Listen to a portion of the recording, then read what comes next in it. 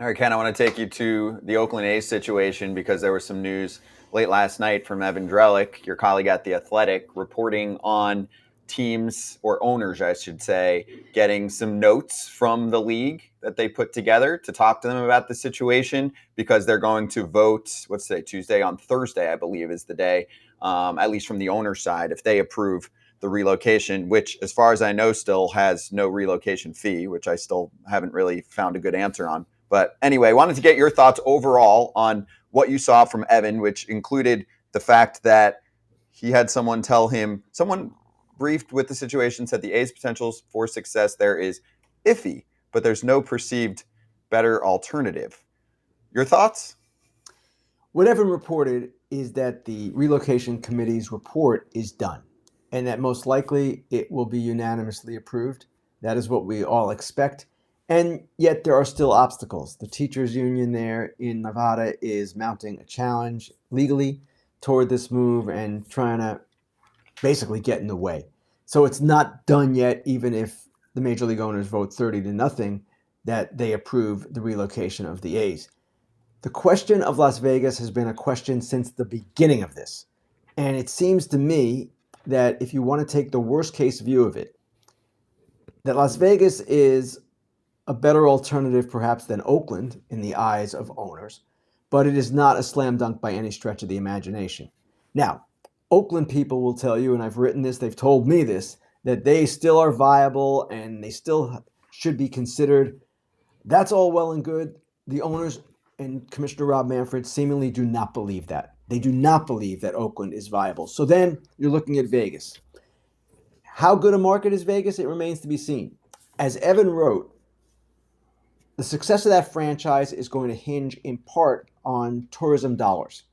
They're going to need people coming in from other places because the population in Las Vegas is not that great to sustain a major league team 81 dates a year. Now, my question is, how many people are going to Las Vegas in the summer to watch Major League Baseball? Maybe they will, but I don't know that it's a certainty. And while this team should be in a better position than it was in Oakland, at least in the view of the owners, I'm not sure how good a position it's actually going to be. And that's been my question with this all along. So why, Ken? Why are they in such a rush to make this happen? Why not explore other possibilities in Nashville, which has always been the expansion list? Charlotte's been talked about. There's been a bunch of Portland's been talked about. Why are they in such a rush to go to Las Vegas? If you read this article, like there's memos saying, we don't know if people are going to watch on TV. We don't know if people are going to come to the game. I know people that live in Las Vegas, they don't want the A's. They want an expansion team to start their own franchise. They don't want the A's, like kind of like the Raiders, right? The Raiders, but the Vegas people aren't really into the Raiders. It's more people from Oakland and other places coming to watch the Raiders. So why are they in such a hurry to make this happen? Why not explore Nashville? Why not explore Portland? Why not explore? I know the Giants will never let it happen in San Jose, but this just seems like it's being so rushed. I kind of agree with you, AJ, and I'm not sure I understand why this is being accelerated at this rate.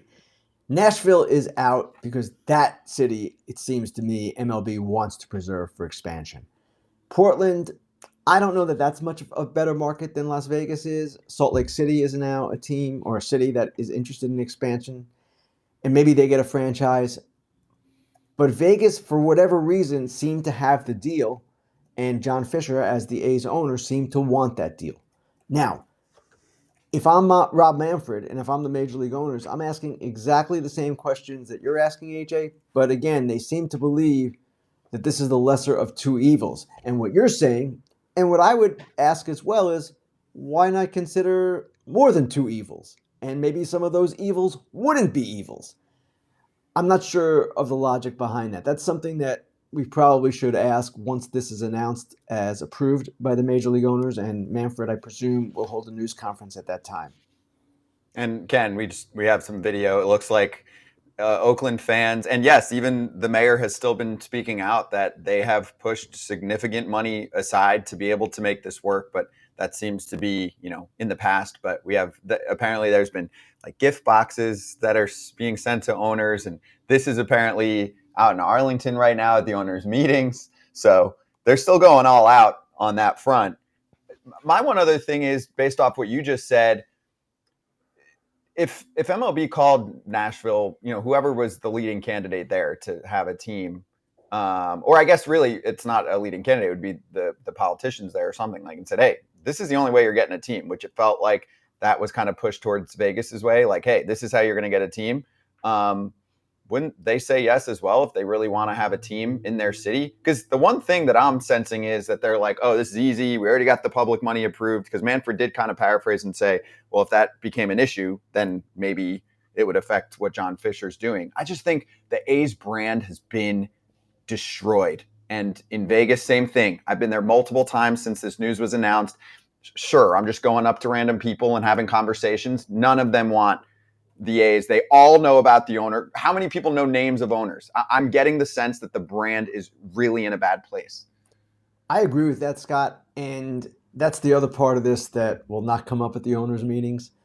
What has been done to the A's franchise by John Fisher and the diminishment of the brand and all that has happened. And the idea that you simply walk into a city and suddenly you're welcomed. Oh, it can happen, and it will happen to a certain degree. When Bob Irsay took the Colts to Indianapolis, they welcomed him. But at the same time, how is John Fisher going to operate this franchise once he gets to Las Vegas? To me, that's the biggest question. Is he actually going to spend money? Is he actually going to run the team as a bona fide major league operation? Or is he going to continue with the kind of payrolls that he's run the last few years? Now, his point of view is, hey, we're going to be able to access a lot more money. We'll have a greater payroll. Things are going to be better. I hear that. I understand that. I want to see it. I want actual proof that it's going to happen. And we won't know, and we won't have that proof, of course, until the team moves in. But I'll believe it when I see it, based on his actions the last several years.